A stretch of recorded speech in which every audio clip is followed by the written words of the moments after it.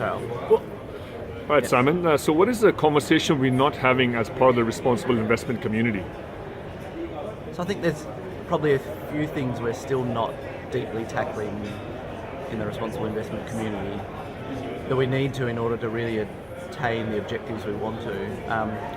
One of those is still this tension between short-term returns versus long-term objectives, which has been a well-trodden conversation.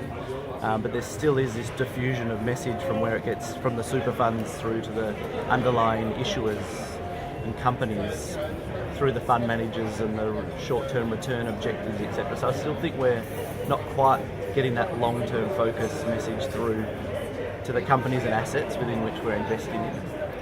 I think there's a bigger conversation around how we measure our own performance.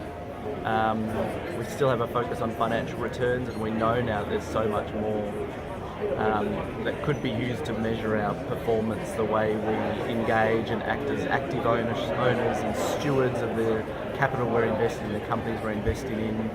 I think we really need to challenge the way we're currently talking about performance in finance.